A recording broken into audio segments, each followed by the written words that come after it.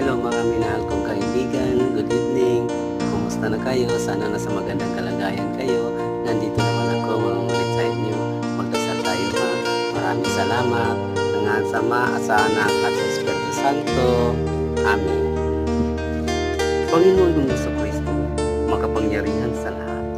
Nandito ka doon sa kasama ko ang aking mga kaibigan, lalo na itong nakakita sa video na to. Huwag mo kami pababayaan.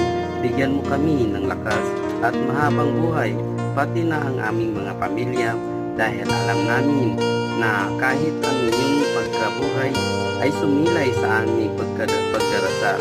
Kaawaan mo kami at naway pagbigyan ang aming kahilingan, sapagkat kami lubos na nagtitiwala sa inyong ipagkakaloob ang aming mga pinag-iusap na mga pangangailangan, ang aming katawan at kaluluwa